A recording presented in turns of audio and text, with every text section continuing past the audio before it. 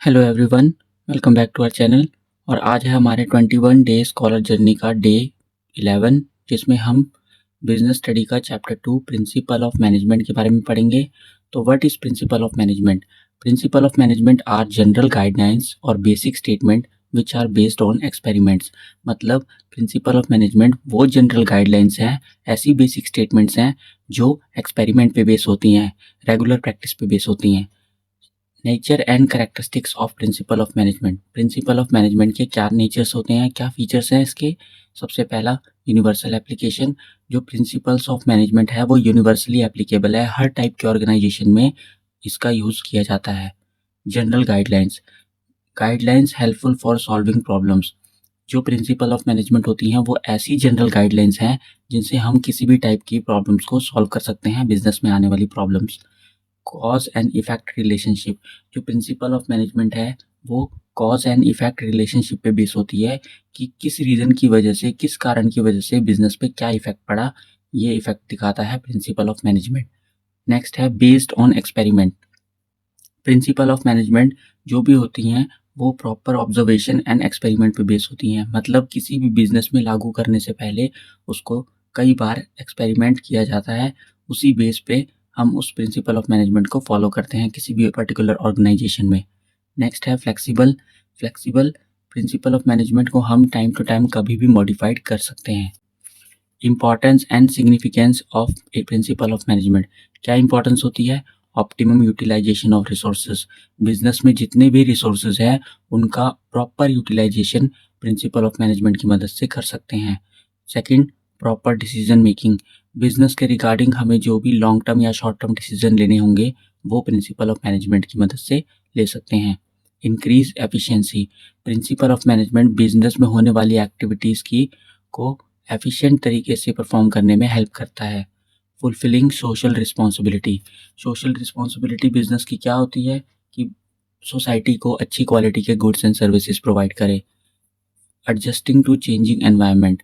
जो principle of management है वो बिजनेस के अंदर सारी एक्टिविटीज़ को एंड बिजनेस एनवायरनमेंट के रिगार्डिंग एडजस्ट करने में हेल्प करता है। 14 प्रिंसिपल्स ऑफ मैनेजमेंट। यहाँ पर हेनरी फ्योल नाम के मैनेजमेंट प्रैक्टिशनर हैं जो 1841 में बॉर्न हुए थे।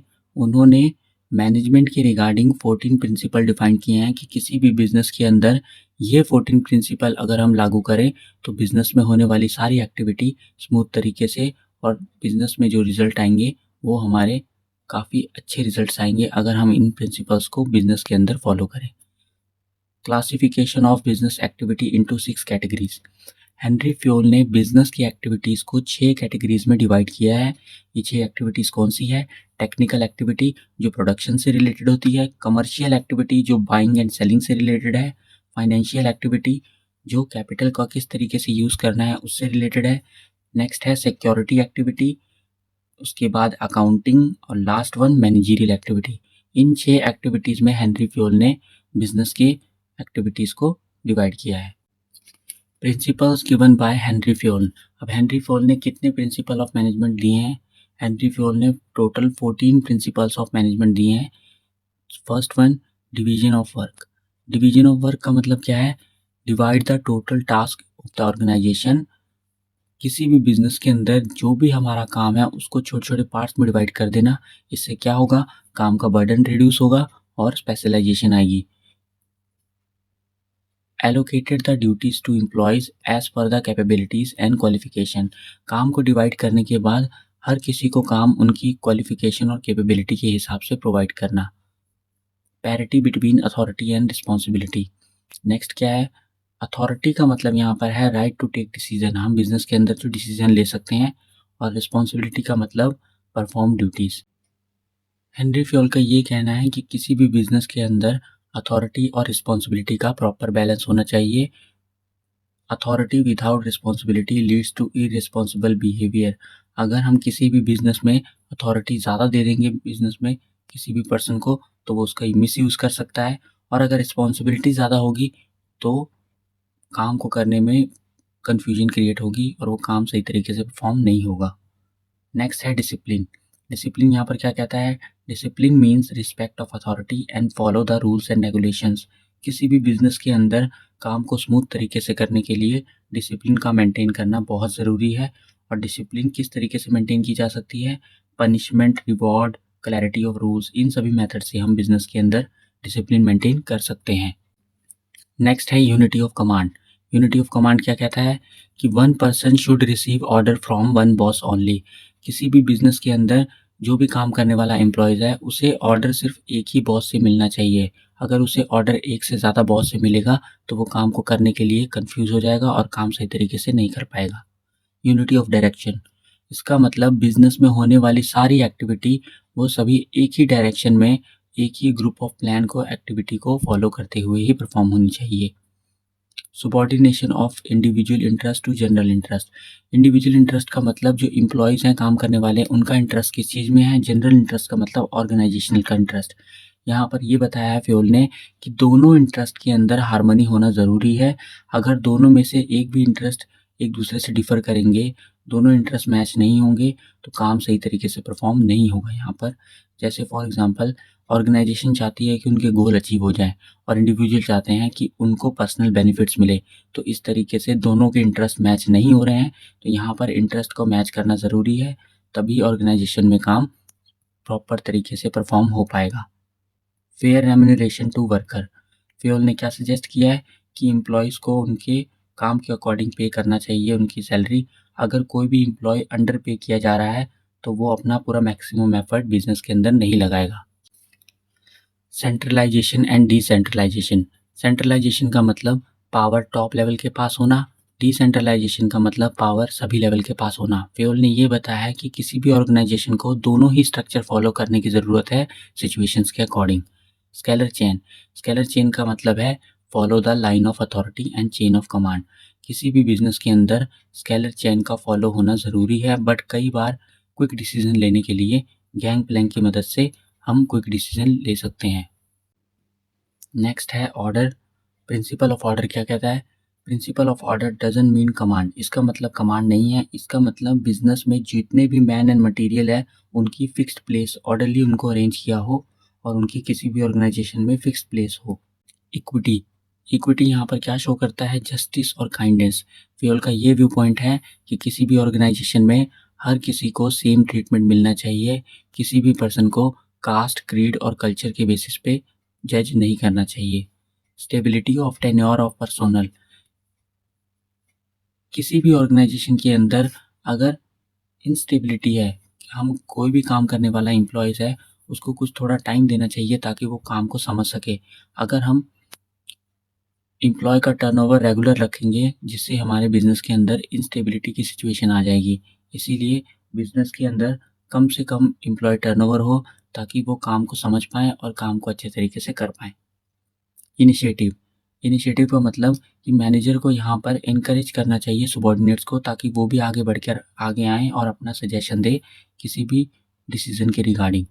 एस्पिरिट दी कॉर्प्स। एस्पिरिट दी कॉर्प्स का मतलब यहाँ पर किसी भी बिजनेस के अंदर टीम वर्क और कोऑपरेशन से है, यानी कि किसी भी बिजनेस के अंदर टीम स्पिरिट अगर हो तो वहाँ पर कोई भी ऑर्गेनाइजेशन का काम प्रॉपर तरीके से परफॉर्म हो सकता है। नेक्स्ट है इंपॉर्टेंट क्वेश्चन में यूनिटी ऑफ कमांड और यूनिटी ऑफ डायरेक्शन। इन दोनों में क्या डिफरेंस है? यूनिटी ऑफ कमांड का मतलब जिसमें एक सबॉर्डिनेट को ऑर्डर एक ही बॉस से मिलता है। यूनिटी ऑफ डायरेक्शन का मतलब जिसमें जितनी भी एक्टिविटी परफॉर्म हो रही होती हैं वो एक ही हेड के अंडर एक ही प्लान को फॉलो कर रही होती हैं। यूनिटी ऑफ कमांड के अंदर डुअल सबॉर्डिनेशन अलाउड नहीं है, बट यूनिटी ऑफ डायरेक्शन के अंदर ओवरलैपिंग ऑफ एक्टिविटी अवॉइड की जाती है। यूनिटी ऑफ कमांड में इंडिविजुअल एम्प्लॉय इफेक्ट होता है, बट यूनिटी ऑफ डायरेक्शन में पूरी की पूरी ऑर्गेनाइजेशन। नेक्स्ट है प्रिंसिपल ऑफ साइंटिफिक मैनेजमेंट। अब साइंटिफिक मैनेजमेंट का मतलब क्या है? यहाँ पर जो साइंटिफिक मैनेजमेंट के प्रिंसिपल फादर हैं वो F.W. टेलर हैं। Principle of scientific management are general guideline based on scientific method. ऐसी गाइडलाइंस जो साइंटिफिक मेथड पे बेस होती हैं वो हमारी प्रिंसिपल ऑफ साइंटिफिक मैनेजमेंट कहलाती हैं। इनके क्या प्रिंसिपल होंगे? सबसे पहला प्रिंसिपल है science not rule of thumb. Science not rule of thumb क्या कहता है कि किसी भी बिजनेस में काम को करने के बहुत सारे टास्क को करने के बहुत सारे मेथड्स हैं, उनमें से सभी मेथड्स को इंक्वायरी करना और उसमें से बेस्ट पॉसिबल मेथड चूज करना। Harmony not Discord. Harmony not Discord क्या कहता है कि ऑर्गेनाइजेशन में दो ग्रुप होते हैं, मैनेजर और वर्कर का, इन दोनों के बीच में प्रॉपर अंडरस्टैंडिंग होना ज़रूरी है। कोऑपरेशन नॉट इंडिविजुअलिज्म, इसका मतलब क्या है कि किसी भी ऑर्गेनाइजेशन में जब टारगेट सेट किए जा रहे हैं तो उस समय मैनेजर और एम्प्लॉयज़ दोनों को म्यूचुअल कंसल्ट करके ही टारगेट को सेट करना पड़ेगा, और यहाँ पर मैनेजर को चांस देना चाहिए एम्प्लॉयज़ को, ताकि वो अपना सजेशन रख सकें। डेवलपमेंट ऑफ वर्कर, किसी भी ऑर्गेनाइजेशन के अंदर जो है प्रॉपर एफिशिएंसी का होना ज़रूरी है, और प्रॉपर एफिशिएंसी किस पे डिपेंड होती है, हमारे बिजनेस के एफिशिएंट वर्कर पर। इसीलिए उनको प्रॉपर ट्रेनिंग प्रोवाइड करना ताकि वो एफिशिएंट बन पाएँ काम को करने के लिए। Objectives of scientific management, scientific management के क्या ऑब्जेक्टिव्स होते हैं? प्रोडक्शन इंक्रीज करना, बेटर क्वालिटी गुड्स प्रोवाइड करना, कॉस्ट को रिड्यूस करना, वेस्टेज एलिमिनेट करना और राइट प्लेसमेंट करना। ये 5 ऑब्जेक्टिव्स हैं साइंटिफिक मैनेजमेंट के। Nature of scientific management, scientific management के क्या फीचर्स या नेचर हैं? सबसे पहले discard old method of work, किसी भी बिजनेस के अंदर अगर ओल्ड मेथड से काम किया जा रहा है तो उसको ख़त्म करना। Best method of doing work, किसी भी काम को करने के बेस्ट मेथड को चूज़ करना। सिस्टमैटिक अप्रोच, सिस्टमैटिक अप्रोच इसलिए है ताकि हम किसी भी टाइप की प्रॉब्लम को सॉल्व कर पाएँ। प्रॉपर सिलेक्शन और ट्रेनिंग, ये हम स्टाफिंग साइंटिफिक मैनेजमेंट की मदद से हम सुटेबल पर्सन को ऑर्गेनाइजेशन में सिलेक्ट कर सकते हैं और उसे प्रॉपर ट्रेनिंग प्रोवाइड कर सकते हैं। टेक्निक्स ऑफ साइंटिफिक मैनेजमेंट, अब साइंटिफिक मैनेजमेंट की कौन कौन सी टेक्निक्स हैं? फर्स्ट है फंक्शनल फोरमैनशिप। फंक्शनल फोरमैनशिप क्या कहता है कि टेलर यहाँ पर सजेस्ट करता है कि बिजनेस एक्टिविटी को सिर्फ स्पेशलिस्ट के थ्रू ही चलाना चाहिए। दो तरह के डिपार्टमेंट है, फॉर एग्जांपल प्लानिंग डिपार्टमेंट और प्रोडक्शन डिपार्टमेंट। प्लानिंग डिपार्टमेंट के स्पेशलिस्ट कौन कौन से होंगे, प्रोडक्शन डिपार्टमेंट के स्पेशलिस्ट कौन कौन से होंगे? प्लानिंग डिपार्टमेंट के स्पेशलिस्ट में route clerk, instruction card clerk, disciplinarian और टाइम क्लर्क आते हैं। प्रोडक्शन डिपार्टमेंट में speed boss, repair boss, inspector और गैंग बॉस आते हैं। नेक्स्ट है standardization and simplification of work. इसका मतलब क्या है कि किसी भी प्रोडक्ट के रिगार्डिंग स्टैंडर्ड सेट करना, एग्जाम्पल के तौर पे मटेरियल, मशीन मेथड और कंडीशन, ये स्टैंडर्ड सेट करना किसी भी काम को करने को लेकर। और सिंप्लीफिकेशन का मतलब हमें प्रोडक्ट की वैरायटी ऑफ साइजेस, टाइप, इन सबको एलिमिनेट करना ताकि हम प्रोडक्ट को सिंप्लीफाई कर पाएँ। नेक्स्ट है वर्क स्टडी। वर्क स्टडी का मतलब जिसमें हम ओवरऑल स्टडी करते हैं। हम इसमें कौन कौन सी स्टडी आती है? Method study, motion study, fatigue study और टाइम स्टडी। मेथड स्टडी के अंदर हम किसी भी काम को करने के बहुत सारे मेथड्स हैं, उसमें से सभी मेथड को स्टडी करके एफिशिएंट मेथड को चूज़ करना। मोशन स्टडी, मोशन स्टडी में हम क्या एनालाइज करते हैं? Various types of motion. Business में जितने भी मोशंस हो रहे हैं उसमें क्या करना, हमें डिटेक्ट करना है अनवांटेड मोशंस को। जो मोशन बिजनेस के अंदर अनवांटेड है वो मोशंस को डिटेक्ट करना, एलिमिनेट करना और किसी भी काम को करने का बेस्ट मेथड चूज करना। टाइम स्टडी में क्या करना? टाइम स्टडी के अंदर कि किसी भी ऑर्गेनाइजेशन में कोई भी वर्कर कितना टाइम ले रहा है किसी भी काम को करने के लिए। सबसे पहले स्टैंडर्ड टाइम को डिटरमिन करना कि किसी भी काम को करने का स्टैंडर्ड टाइम कितना है। फिर स्टैंडर्ड टारगेट डिसाइड करना। फिर determine number of worker required, किसी भी काम को करने के लिए कितने वर्कर की रिक्वायरमेंट है और वर्कर को उनके एफिशिएंसी के अकॉर्डिंग कैटेगराइज करना। फटीग स्टडी, फटीग स्टडी का मतलब क्या है? Tiredness from physical work. Physical work से होने वाली जो भी टायर्डनेस है उसको हम फटीग कहते हैं। अब इसमें किस तरीके से स्टडी करेंगे? सबसे पहले बिजनेस में कितने फ्रीक्वेंसी के रेस्ट पॉज हो रहे हैं, ड्यूरेशन डिसाइड करना रेस्ट पॉज का, और नंबर ऑफ रेस्ट पॉज जो भी वर्कर के थ्रू लिया जा रहा है। डिफरेंशियल पीस वेज सिस्टम, इस टेक्निक के अंदर किसी भी वर्कर की पेमेंट उसके डिफरेंट रेट्स पे डिपेंड करती है। अगर कोई एफिशिएंट वर्कर है उसे ज़्यादा पेमेंट की जाएगी और अगर कोई इनएफिशिएंट वर्कर है उसे कम पेमेंट की जाएगी। मेंटल रेवोल्यूशन का मतलब क्या है कि बिजनेस के अंदर वर्कर और मैनेजमेंट इन दोनों का एटीट्यूड चेंज करने की ज़रूरत है और दोनों के बीच में कोऑपरेशन होना चाहिए और दोनों एक दूसरे को सस्पेक्ट करने अवॉइड करें। तो ये थे हमारे techniques of scientific management. I hope आप सभी को ये टॉपिक समझ में आया होगा। इस वीडियो को लाइक करें, शेयर करें, सब्सक्राइब करें। Thank you so much.